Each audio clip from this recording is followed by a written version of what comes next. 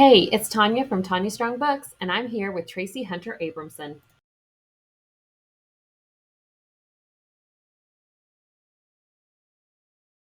Hi, Traci.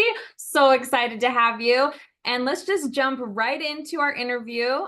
So I have a lot of friends that I've been telling them I'm interviewing Traci, and we had some big questions they wanted to ask, but a lot of people just want to know, when did you decide you want to be a writer? Have you always wanted to be a writer?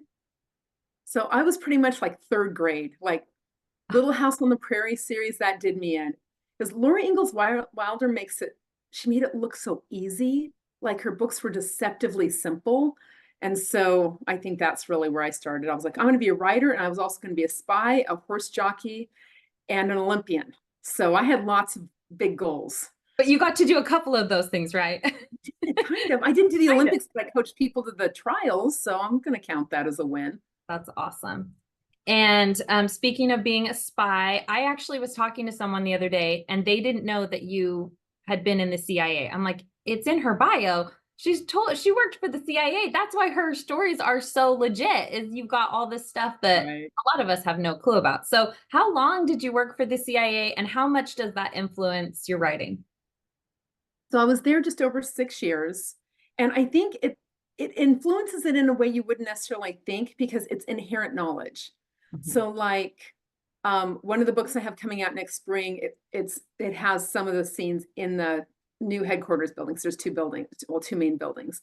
And I was like, walking in on the fourth floor lobby. Well, most people would think that the lobby's on the first floor, but in that particular building, it's on the fourth. And so it's just like the authenticity comes from just knowing how we work rather than having to research, and I don't feel like I need to show my knowledge. I share what is natural to the story, and I don't feel like I need to, hey, look at me, I know what, I know this information, so now I need to share with the reader, which can be, it's a little trap that anyone has when they research. Yeah. Yeah, So that's true. And is this for Hometown Vendetta you were talking about? that one's actually called Novel Threat. That one will Oh, be in April. okay, well, I was just reading Hometown Vendetta and just the different buildings and like the different things. I almost was like rereading stuff because I'm like, I didn't know that, or I didn't know the president had someone do that, or like I was so Right. like there was so much information. The story was so good, but then there's those little tidbits that you're just like, oh, wait a second, I didn't know that. So I'm like learning too. Yeah, and part of that came from a friend of mine was the military aide for the president for the Marine Corps a few years ago.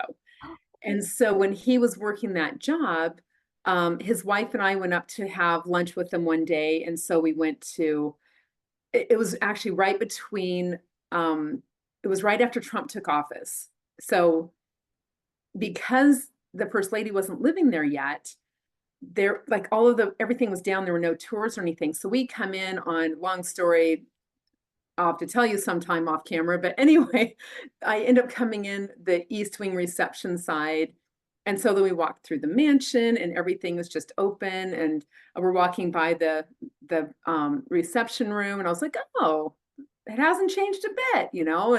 And so, from some of my times that I'd worked there, and but then we got to go down to the Navy mess, and oh, it says the White House mess, but the Navy guys and Marine guys call it Navy mess because the Navy runs it, and it's like the executive dining room for the White House. So it's like it was easy to use some of those things because I'd been there, and I was seeing pieces of the White House that other people don't have access to. So anyway, so that's just a lot of that came from those little tidbits. it's nice So you live still nearby, that you can, if there was something that you're like, I wonder if that's changed, do a tour, or you could hang out with some of your old friends. That's yeah. awesome. Yeah, I'm right next to the FBI, like, well, not right next to, I'm right next to Quantico, and the FBI Academy is there. So I have friends who teach there and have, you know, we have baby agents sometimes come to church with us and things like that. So it's fun. I love that. That's so cool. So how much of your time do you try to schedule writing? Because you have so many books coming out. You have so many books. I'm just imagining, I mean, maybe it's because I'm a slow writer, but I'm just imagining you at your desk all day long, or however you write on the treadmill. Yes. So basically it's most of the day. I mean, it's a full-time job, sometimes more than a full-time job.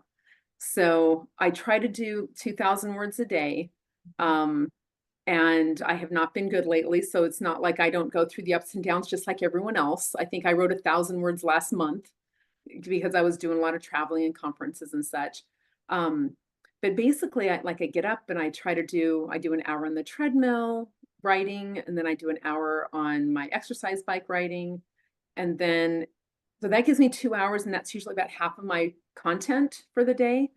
And then it takes me another 6 hours to get the rest of it done because I'm not on the treadmill. So and it's funny, if that's really a bad day, I was like, okay, I got to just go get back on the treadmill. I just need to get my brain, well, wake it up again. And my husband will come down. He's like, bad day, huh? I'm like, yeah, it's been a bad day. So it That's just, for awesome. whatever reason, some people, your ideas come when you're in the shower, which that works too. But for me, if I'm in motion, that seems to be where I've trained my brain to get started. You got to have your legs moving to get the Yeah. creativity to flow. Okay, okay. And I didn't know if it was just like a just don't want to waste time. I got to get my exercising in, got to get my writing in, but that's interesting that it helps spark your creativity. Maybe I Yeah. should try that. So Maybe that's my problem. it started out that it was a waste time thing. I was like, I found that when I was editing or proofreading, I could print something out, I could put it on the treadmill, and I was like, oh my gosh, I'm being so much more efficient. I can get this done. And I was having a hard time finding that time in the day to work out if I was just writing. And Mhm. so what I found was that I don't feel as good mentally or physically if I don't, and I'm just walking on the treadmill. It's not like some heavy duty workout, You're but not it like still makes me sprinting. feel better. No. Anything over 4 miles an hour, the typos are just way too high. And so Yeah. we decided like 3 miles an hour, 2.5 miles an hour. That's a good space. Figured out how to write using, the tools I had, and now I like it. That's awesome. I lift weights, so I don't know how that would work, but I have a bike on a trainer next to me, and I'm always like, could I be Traci? Could I somehow get my laptop on there and like ride and like cycle while I'm doing it?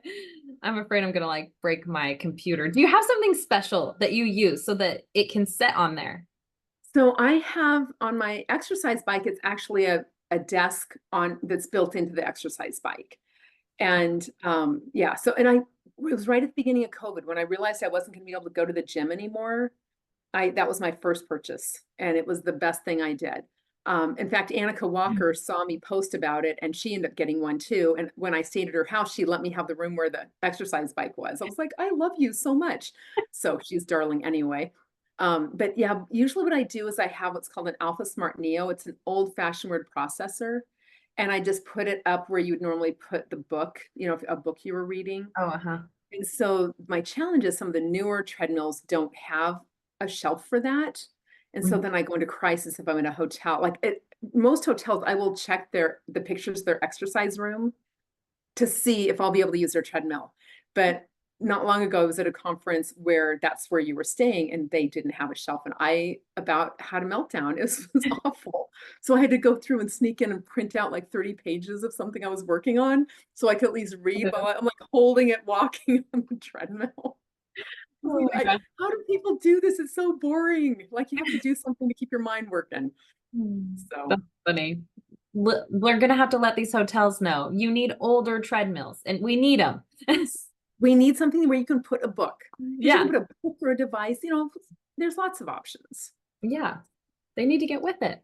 Exactly. Tracy is coming. Tracy's Just be coming. Tracy approved. Maybe that's what I need to do on my website, a Tracy approved hotels. Yeah. Okay, what other things do you like to do with your free time?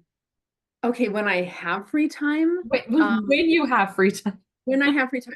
So I love like this coming week, I'm actually going to the Outer Banks for a writing retreat. And I love going like walking on the beach and you know, just kind of taking in nature and stuff. But um I one of the things I want to get back to would actually be horseback riding because I haven't done that in forever. And I'm seeing too many opportunities. I'm like, oh, I need to do that. But mostly it's like I love to travel and just experience whatever is around. So I'm on the road a lot, and that's largely because I enjoy it. But it's like, I can do the combination of, well, this one's for a book tour, but then this one I can do for research. And so it's a lot of fun. How much traveling do you do? Because I follow you on Instagram and I feel like every week I'm like, oh, Traci's going somewhere again. Like, I love it. Yeah, so I had spring in the fall. Sometimes it's easier to count how many days I'm home than the ones I'm away. Um, so I was hitting pretty much 50% on the road for like March and April, March, April, May, and then like September, October is that way often. So it just depends. Like this October, I kept it light because I had some things that were pending. But yeah, it's right now I'm into the point where I have some things sitting there that I'm not sure, and I've been doing some different writing conferences and such, so that's been fun and different. So it's kind of filled up some space, but it's been really great because I've met so many amazing people. So That's yeah, really, it just depends on the season. yeah. And you've been doing a lot of book signings and probably are you going to continue to do more because you have so many more books coming out still? Yeah, we're planning on a March tour and an April tour. Mhm. So March is because of Reconnect, and then April is because of Novel Threat. So it'll it'll be fun. I'm really excited for Reconnect. I can't wait I for that one. yes, that one everyone is ready to kill me. Had many conversations with my editor about could we make it closer? I wanted him to release it like 6 months later. It's like it'll be fine, but like we should do it a year later. I'm like, no, I can't have people hating me for a year. We So get death threats. so What is we the answer? I want a spoiler, right? no, and it was so funny because it's like, I mean, we renegotiated down to 9 months, so that's how it ended up 9 months. You're welcome. It was going to be a year, but it was. I've never had so. They basically asked me to. They were like, we. It's the end of the series. We want you to get an emotional response from the reader, and then afterward, they're like, we've never had so many phone calls about a book before. I said, you asked. Like it was your fault that you asked me to do this. So, and for anyone who follows the Saint Squad, the world is not ending. It's just actual series. And then I have a couple of ideas of two more series that would spin off of that. So Cool. it's they're not going anywhere. That's awesome. And I know readers want to know that. Yeah. People keep asking me about that. What's going to happen there? Okay. So you're going to do some spin-offs with some of those same characters. Yeah. So basically, what my plan is to do a White House series that would follow Jim Whitmore during his time in the presidency. And then, because of course, the Saint Squad would have to kind of pop in and out, and there's special forces, so there's a lot of things where they could pop in. And then I was also planning on doing another Navy SEALs squad that would be in the same team as the Saint Squad, so they could cross train. You'd still again see these guys; they'd be in the same office spaces. So a lot of those things. So some of the inside jokes will still kind of be there. And, you know, it may be that this squad is like, what is the yelling down the hall from those guys fighting over food again? Yeah. It'd be just people They're who little know, they quirks. know. Yeah. Yeah. Yeah. Anyone that follows you knows you hate to wear your shoes. So Yes. we got to know, is there any place that you've been told you got to put your shoes back on? Or is everyone just like, it's just Traci. Just let her have her shoes off. They're pretty much, it's just Traci. Like, because I'm really respectful. Like, if I walk into a restaurant, I'm gonna always wear my shoes. If I walk into a restroom, I'm definitely wearing my shoes. So if you see me at a conference, I'm wearing my shoes, I probably am going to or coming from the restroom, or I just walked in the door. But yeah, I mean, I was actually at a couple of conferences this past like August, September timeframe. And I do it instinctively. Like, okay, so the whole thing behind the shoes is I'm from Arizona. Mhm. Shoes aren't really a big thing there. And Mhm. then I was a swimmer, and you definitely don't wear shoes doing that. And this was like my whole childhood. And then I was a lifeguard, and you're not wearing shoes as a lifeguard. So literally, I just never wore shoes. And so it's so instinctive. And then I've actually had a couple of times where like wearing shoes after not wearing them for so many years, I get blisters and stuff. And it's like, so I'm calling it blister prevention. So, and so it got to be this kind of joke that, this newer crowd is starting to realize that I'm not a shoe wearer. So, but We love story it. makers, if I'm at story makers, they literally will say, like, if I walk in the door, but I can't make it more than 5 feet before someone's like, Traci, are you okay? If I'm still wearing my shoes. So I've got where I just kick off the shoes so everyone knows I'm fine. It's I'm good. The shoes are off. Shoes are off, I'm good. How long did it take you to write your first book? I'm really hoping for some encouragement here. Okay, so my first one took so it was probably about 6 years. And then it took me like another year to rewrite it. So I'd submitted it and they basically sent it back and said, we want deeper characters. And I didn't want to blow a second chance. And so I took a whole nother year to smooth it out. So yeah, so it took me a really long time for the first one. And then it was probably like, I was probably doing like maybe one a year after that, for the couple of years. And then I got a little faster as time went on. So it's about book 15, it starts getting pretty, pretty efficient. But until 15, I was still fighting them. Yeah. 15 books. Oh wow, I got a long way to go. So my book two is taking a while. Like book one, I felt like it almost wrote itself, but book Uh-huh. two is just like I've been struggling. I feel like I keep rewriting it. Did you have trouble? Have you had trouble like that as you've gone where there's one book that just took Mhm. a little bit longer, you had to set it aside? Yeah, like one that I'm writing right now, it's another Guardian.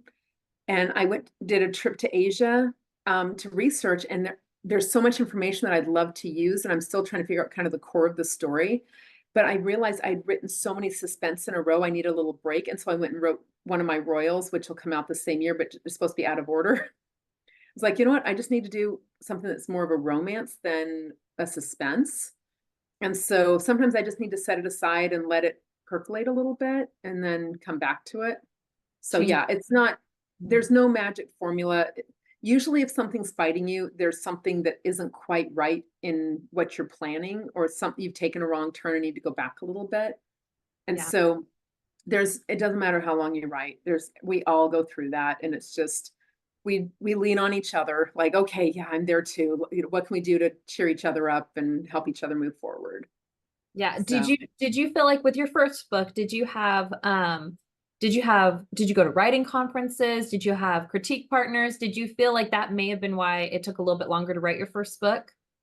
it may be, and I was just learning. I was a reader who turned into a writer. Like my degree is in international business and finance. Like the first writing class I ever went to, I taught. So yeah, because I have to clear my stuff through the CIA, through their publication review process, I couldn't show it to anybody. And so I've now gotten to where there's certain things I can, like, I'll clear certain things and then I can show it to people, or Mhm. I can pull pieces that don't have anything to do with intelligence so that I can, share that.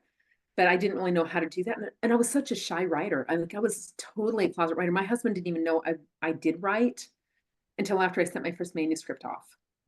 So he Wow. had no clue. Now, I am former CIA, so keeping a secret is kind of a thing. But yeah, I was just too embarrassed to show anyone my writing. So I finally started sharing it with my sister-in-law, and she helped me just kind of learn the craft of writing. It was just kind of a one-on-one glorious process, but a little at a time. That's really awesome because I feel like I'm in several different critique groups. I have people constantly helping me.